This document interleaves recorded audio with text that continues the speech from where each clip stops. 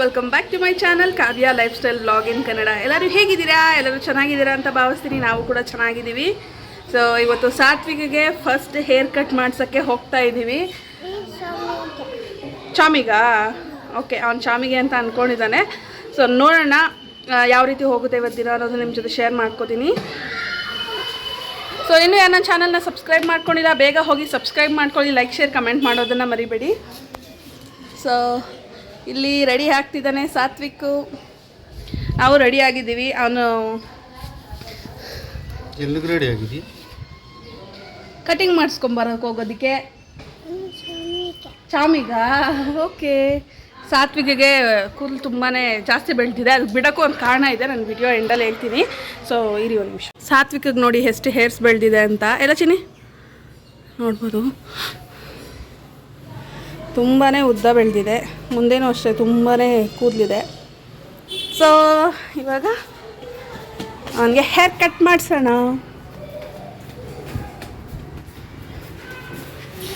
Mummy ಬೇಡ, ಹೋಗ್ಬೇಡ.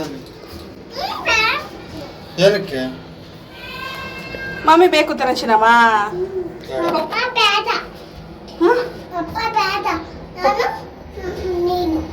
ತಾನೇ? ನಾನು ಸರಿ, ನೀವು ಹೋಗ್ರಿ, ಮತ್ತೆ ನಾನು ಬರಲ್ಲ. ಮಮ್ಮಿನೂ ಬೈಕ್ ಓಡಿಸುತ್ತೆ ಅನ್ನೋ. ನಂಗೆ ಗಾಡಿ ಕೊಡಲ್ಲ ನಿಮಗೆ.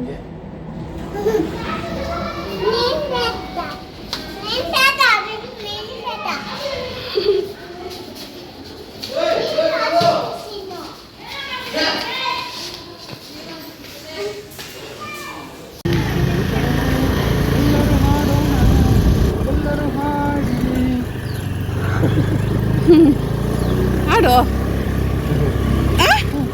ಯಾವುದು ಜೋರದು? ಡೋರ ಏನನ್ನುತ್ತೆ Chini? Backpack backpack ಹೇಗನ್ನುತ್ತೆ? ಸಾತ್ವಿಕ್ ಫಸ್ಟ್ ಹೇರ್ ಕಟ್ಗೆ ನಾವು ಸೆಲೆಕ್ಟ್ ಮಾಡಿದಂಥ ಪ್ಲೇಸ್ ಬಂದು ನಮ್ಮ ಮನೆ ಪಕ್ಕದಲ್ಲೇ ಇರೋವಂಥ ದ ಯೂನಿಕ್ ಯೂನಿಸೆಕ್ಸ್ ಸಲೂನ್ ಅಂತ ಹೇಳಿ. ಸೊ ಇಲ್ಲಿ ಕೆಲವರಿಗೆ ನಾನು ಈ ಇನ್ಫಾರ್ಮೇಷನ್ನ ತಿಳಿಸ್ಬೇಕು ಅಂತ ಅಂದ್ಕೊಂಡಿದ್ದೀನಿ. ತುಂಬ ಜನಕ್ಕೆ ಯೂನಿಸೆಕ್ಸ್ ಸಲೂನ್ ಅಂದರೆ ಏನು ಅಂತ ಗೊತ್ತಿರಲ್ಲ. ಸೊ ಅವರಿಗೆ ಈ ಇನ್ಫಾರ್ಮೇಷನ್. ಯೂನಿಸೆಕ್ಸ್ ಸಲೂನ್ ಅಂತ ಅಂದರೆ ಮೆನ್ನಿಗೆ ಮತ್ತು ವಿಮೆನ್ನಿಗೆ, ಹೆಂಗಸರಿಗೆ ಗಂಡಸರಿಗೆ ಇಬ್ಬರಿಗೂ ಸರ್ವಿಸ್ ಇರುತ್ತೆ. ಆ ರೀತಿ ಇರೋವಂತಹ ಸಲೂನ್ನ ಯೂನಿಸೆಕ್ಸ್ ಸಲೂನ್ ಅಂತ ಕರೀತಾರೆ. ಯೂಶ್ವಲಿ ಗಂಡಸರು ಬಾರ್ಬರ್ ಶಾಪ್ ಅಥವಾ ಸಲೂನ್ ಅಂತ ಹೇಳ್ತಾರೆ, ಅವ್ರ ಹೇರ್ ಕಟ್ಗೆ ಟ್ರಿಮ್ಮಿಂಗ್ ಮಾಡಿಸೋದಕ್ಕೆ ಎಲ್ಲದಕ್ಕೂ. ಹಾಗೆ ಹೆಂಗಸರಿಗೆ ಪಾರ್ಲರ್ ಅಂತ ಕರೀತಾರೆ. ಪೆಡಿಕ್ಯೂರ್, ಮೆನಿಕ್ಯೂರ್, ಫೇಶಿಯಲ್ ಅದು ಇದು ಅಂತ ಹೇಳಿ ಅದನ್ನು ಪಾರ್ಲರ್ ಅಂತ ಕರೀತಾರೆ. ಈ ಸಲೂನು ಮತ್ತು ಪಾರ್ಲರ್ ಎರಡು ಕಂಬೈನ್ ಆದರೆ ಯೂನಿಸೆಕ್ಸ್ ಸಲೂನ್ ಅಂತ ಹೇಳಿ ಕರೀತಾರೆ. ಈ ಜಾಗದಲ್ಲಿ ಹೆಂಗಸರಿಗೆ ಗಂಡಸರಿಗೆ ಇಬ್ಬರಿಗೂ ಸರ್ವಿಸ್ ಅವೈಲಬಲ್ ಇರುತ್ತೆ. ಸೊ ಇಲ್ಲಿ ಸಾತ್ವಿಕ್ನ ನಾವು ಇವತ್ತು ಕರ್ಕೊಂಡು ಬಂದಿದ್ವಿ ಫಸ್ಟ್ ಹೇರ್ ಕಟ್ ಮಾಡೋದಕ್ಕೆ.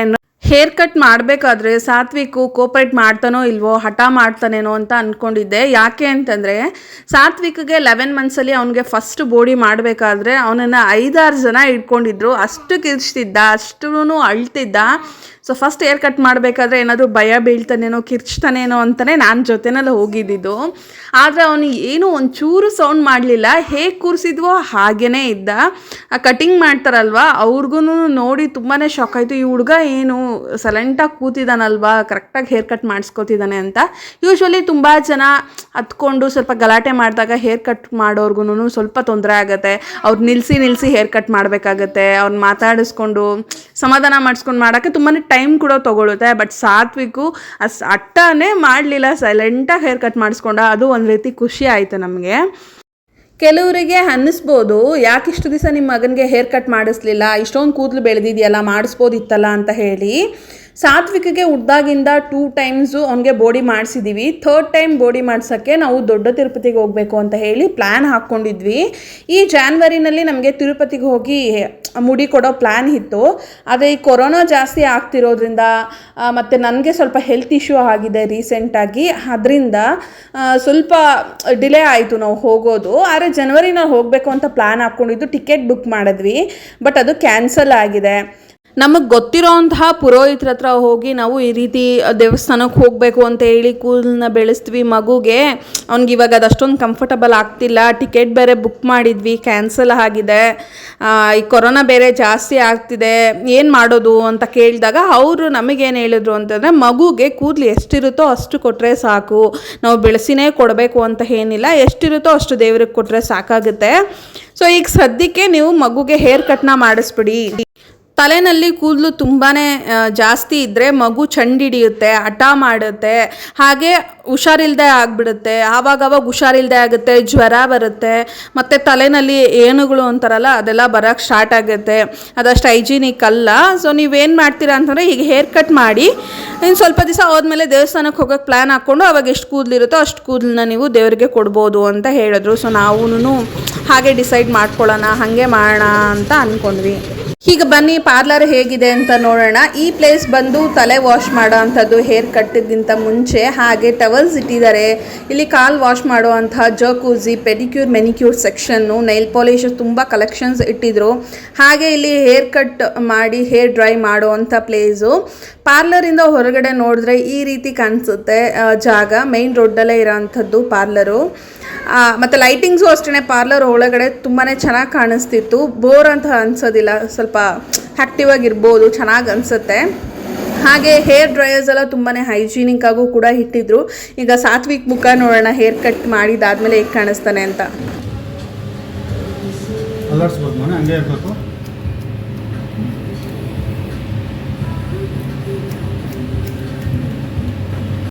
ಇಷ್ಟ ಆಯ್ತಾ?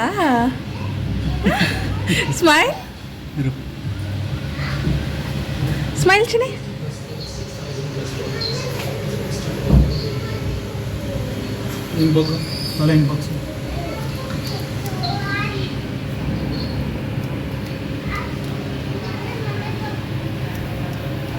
ಮಾರ್ಕ್ ಹಾಕಲ್ವಾ ಲಾಸ್ಟ್? हेलो फहीम भाई क्या कर रहे हो?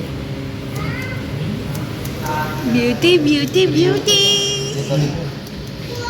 मैं बिजी हूँ.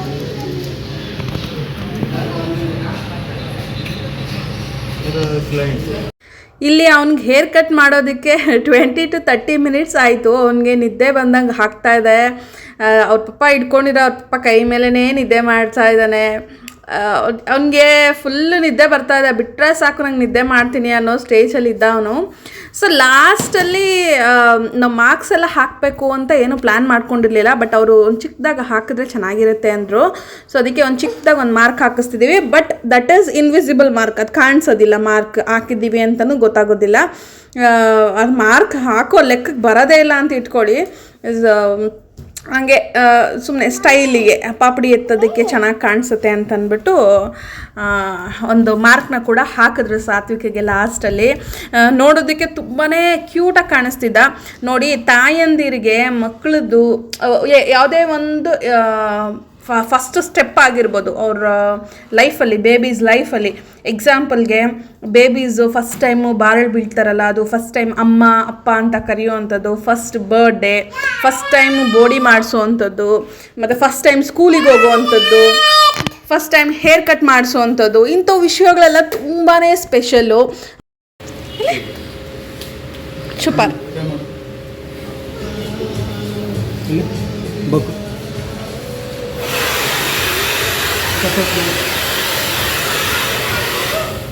ಅಪ್ಪ ಸಾತ್ವಿಕ್ ಎಲ್ಲಿ?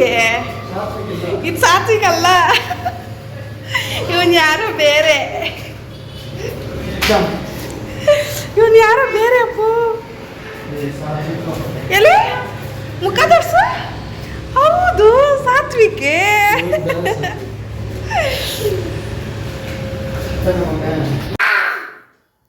ಸೂಪರ್ ಆಗಿದೆಯಾ ಮಗನೇ? ಹೌದಾ? ಹೆಂಗನ್ನುತ್ತೆ ಲಯನು?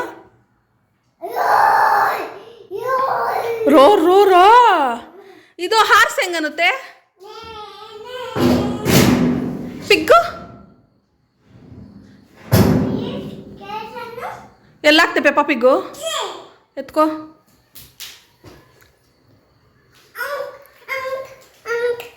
ಸರಿ ನಡಿ, ಸ್ನಾನ ಮಾಡ್ಬಿಡೋಣ. ನೋಡಿ ಮಗನೆ, ಹೆಂಗಿದೆ ಚಿನ್ನಿ ಕಟ್ಟಿಂಗು? ಸೂಪರಾ? ಚೆನ್ನಾಗಿಲ್ಲ. ಚೆನ್ನಾಗಿರುತ್ತಾ ನಮ್ಮನೆ? ಸೊ ಸಾತ್ವಿಕಿಗೆ ಇವಾಗ ಕುಕುಂಬರ್ ಕೊಟ್ಟಿದ್ದೀನಿ ತಿನ್ನಕ್ಕೆ. ನೀರು ಬಿಸಿ ಮಾಡಕ್ಕೆ ಇಟ್ಟಿದ್ದೀನಿ. ಹೆಂಗ ಅನ್ಸ್ತಪ್ಪು ನಿಂಗೆ ಕಟ್ಟಿಂಗು? ಚೆನ್ನಾಗಿಲ್ಲ ಅಂತ ಬಂಗಾರಿ. ಚೆನ್ನಾಗೈತೆ ತಾನೇ? ಸೊ ಅವ್ನ ಕಟ್ಟಿಂಗ್ ಹೇಗಿತ್ತು ಅನ್ನೋದನ್ನ ನನಗೆ ಮರೀದೆ ಕಮೆಂಟ್ ಸೆಕ್ಷನಲ್ಲಿ ತಿಳಿಸಿ. ಈ ವಿಡಿಯೋನ ಇಲ್ಲಿಗೆ ಎಂಡ್ ಮಾಡ್ತಿದ್ದೀನಿ. ವಿಡಿಯೋ ಇಷ್ಟ ಆದಲ್ಲಿ ಗೊತ್ತಲ್ಲ ಮರೀದೆ ಲೈಕ್ ಮಾಡಿ, ನನ್ನ ಚಾನಲ್ನ ಸಬ್ಸ್ಕ್ರೈಬ್ ಮಾಡ್ಕೊಳ್ಳೋದು ಮರಿಬೇಡಿ. ಇದೊಂದು ಚಿಕ್ಕ ವ್ಲಾಗೇ ಆಗಿರುತ್ತೆ. ಕೊನೆ ತನಕ ನೋಡಿರೋರಿಗೆ ತುಂಬ ಥ್ಯಾಂಕ್ಸ್. ಸಬ್ಸ್ಕ್ರೈಬ್ ಮಾಡ್ಕೊಳ್ಳೋದನ್ನ ಮರಿಬೇಡಿ. ನಾನು ಮತ್ತೆ ಇನ್ನೊಂದು ಇಂಟ್ರೆಸ್ಟಿಂಗ್ ವಿಡಿಯೋದೊಂದಿಗೆ ನಿಮ್ಮನ್ನು ಮೀಟ್ ಮಾಡ್ತೀನಿ. ಅಲ್ಲಿ ತನಕ ಟೇಕ್ ಕೇರ್. ಬಾಯ್.